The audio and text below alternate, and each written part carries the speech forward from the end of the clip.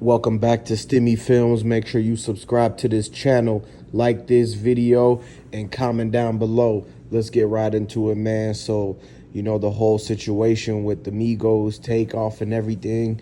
Now that everything's kind of settled down and calmed down a little bit, and a couple of people have recovered that actually were also involved. And so, might not have heard about it. You might have heard about it, but all in all, we know what happened to Takeoff, but it was other people hit that same night, and now they have recovered, and they've been saying their side of the story on what they saw, what happened, and everything. So now these new details are coming out.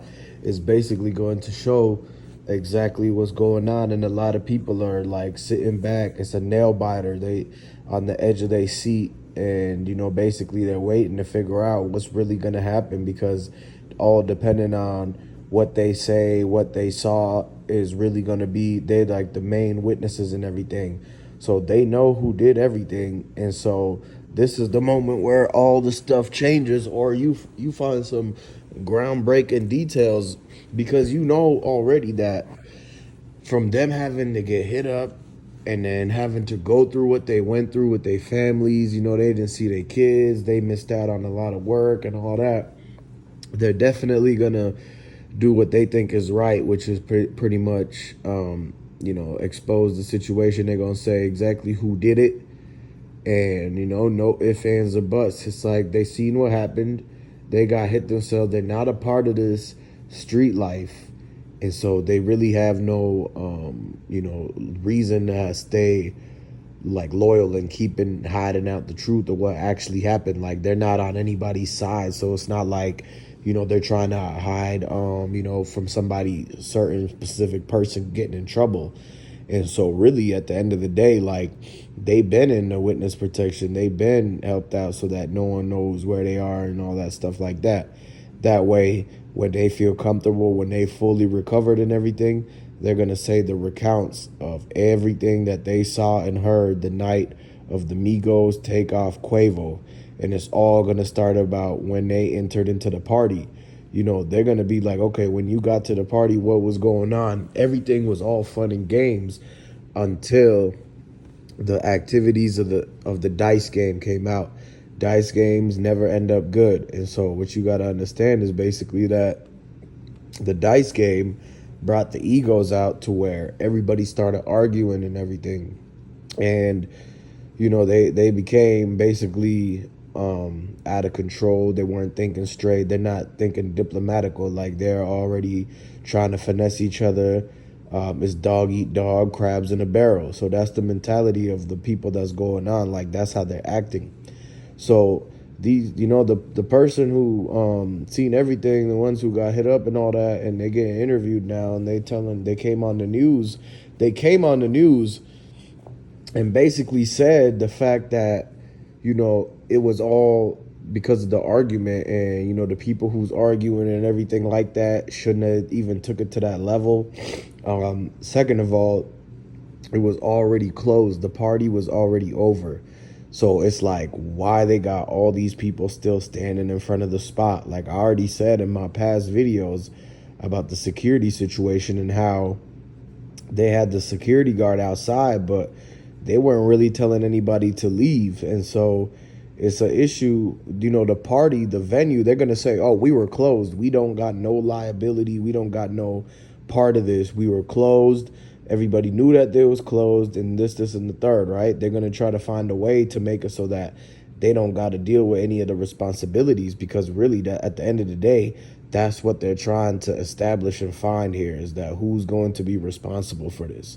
Because there's no reason for somebody like Takeoff or anybody really to have that happen to them and not be able to get justice. If this happened to somebody in your team on your side, one of your people's, you know what I mean? You will want at least justice, whether it happens, regularly, where they get caught, or if they could just get caught lacking. And so at the end of the day, they're trying to basically, get the justice and everything like that, because they can't just let that happen in downtown Houston, where there's cameras everywhere and there's 12 around the corner and this, and the third, right? And there's businesses and people, witnesses seeing everything that happened. So they can't let something like that happen and then not be able to solve the case or get any justice, especially when it comes to a famous person, a millionaire, a multi-millionaire. So you could have millions and millions of dollars and still get caught up in something like this. It just depends where you are, what you're doing, the energy you keep around you, the people around you. And, like I said, Takeoff, it was, he was chilling. He wasn't playing in the dice game. He wasn't trying to involve himself in that. He was sitting back, da da da, watching, observing, right, as he does, as he should. And so, even if you're not involved in the dice game, just from being in the place at the certain place at a certain time, a lot of people say wrong place at the wrong time, at the right place at the right time. So all that is time and its location, it all matters. It all plays into a role in the intentions of everything like that. That's why you got to know which missions is worth going to or not, what risks is worth taking or not. You got to look at the situation like as, okay, so what's the pros and cons of this, Houston trip? What's the pros and cons of going to this birthday bash or this birthday party and everything like that? And it's like at the end of the day, it's like sometimes, if Quavo's going, he's part of the group. He could just get dragged along. He might not have even wanted to go, but he might have just got dragged along because he's with the crew. He don't want to be somewhere different, and the whole crew is at a certain place. You feel me? So they got to stay as a group together like that. So that's probably why he ended up going with. If he wasn't gonna play in the dice game and really he was just gonna lay back, he might have been trying to just have like a cool regular night and kicking back, but then he gets dragged into this party situation. You see what I'm saying? And so basically now with all that, it's like they start arguing in this dice game. They start arguing and this and that. And then the witness basically was talking about how just from that, the attitudes, people snapped.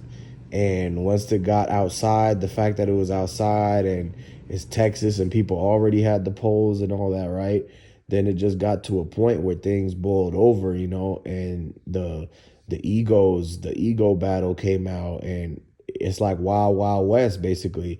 If it ain't gonna be one person that does it, somebody else was gonna do it, basically. And we don't know if the Migos, now Quavo, he was trying to leave, but at the end he kind of mouthed off a little bit, and he's talking to the shot caller. So at the end of the day, it's like, man, you got to know when to call it, when to fold your cards and just walk away from that situation.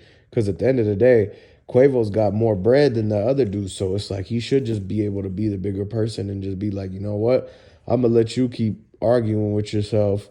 I'm going to go over here and, get my money or do whatever they need to do or bounce or whatever, right?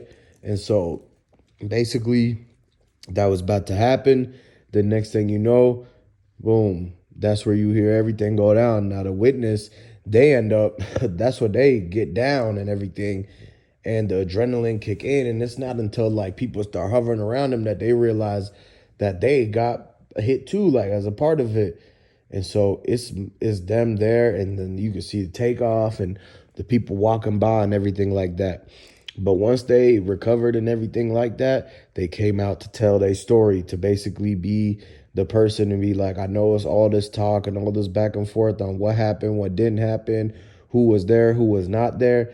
But they're just here to clear all that up, because out of all the details, all the facts, they were actually right there. So we just breaking down the interview of the people who was actually there. Now that we got the interview, now that it's all out there, and basically they have spoken, they have came out, and now that they've gotten enough healing to be able to speak on the situation, we're basically looking into it and going in order of the time and everything as when they arrived to when everything went down.